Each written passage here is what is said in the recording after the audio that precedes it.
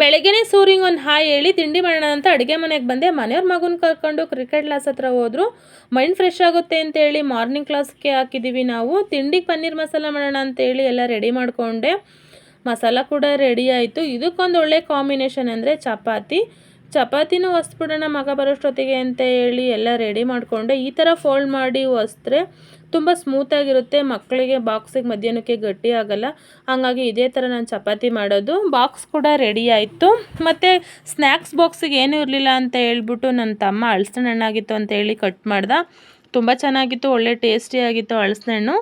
ಮತ್ತು ನಾವೆಲ್ಲ ಹಲಸಿನ ಹಣ್ಣನ್ನ ಬಿಡಿಸ್ಕೊಳ್ತಾ ಇದ್ವಿ ತೊಳೆನ ಕೂತ್ಕೊಂಡು. ಮಗನ ಬಾಕ್ಸಿಗೆಲ್ಲ ರೆಡಿ ಮಾಡಿದೆ ಹಲಸಿನ ಹಣ್ಣು ಹಾಕ್ಬಿಟ್ಟು. ಮತ್ತು ಇನ್ನೂ ಜಾಸ್ತಿ ಇತ್ತು, ಹಂಗಾಗಿ ಫ್ರೆಂಡ್ಸ್ಗೆಲ್ಲ ಕೊಡೋಣ ಅಂತ ಹೇಳಿ ವೇಸ್ಟ್ ಆಗುತ್ತೆ ಅಂತ ತೊಳೆ ಕೂಡ ಬಿಡಿಸಿದ್ವು.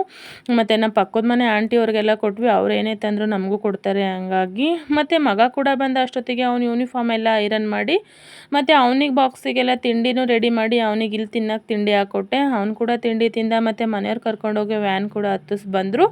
ಮತ್ತು ಮನೆಯವ್ರಿಗೂ ಮತ್ತು ತಮ್ಮಂಗೂ ಮತ್ತು ಚಪಾತಿ ಬೇಯಿಸಿ ಅವರಿಬ್ಬರಿಗೂ ತಿಂಡಿ ಹಾಕ್ಕೊಟ್ಟೆ. ಮತ್ತು ನಾನು ತಿಂಡಿ ತಿನ್ನೋಣ ಅಂತ ನೋಡ್ತಾಯಿದ್ದೆ, ಅಷ್ಟೊತ್ತಿಗೆ ಆಂಟಿ ಅಕ್ಕಿ ರೊಟ್ಟಿನೂ ಮತ್ತು ಬದನೇಕಾಯಿ ಬಜ್ಜಿ ತಂದು ಕೊಟ್ಟರು. ತುಂಬ ಚೆನ್ನಾಗಿತ್ತು. ನಾನು ತಿಂದು ರೆಡಿಯಾಗಿ ಶಾಪ್ ಕಡೆ ಹೊರಟೆ.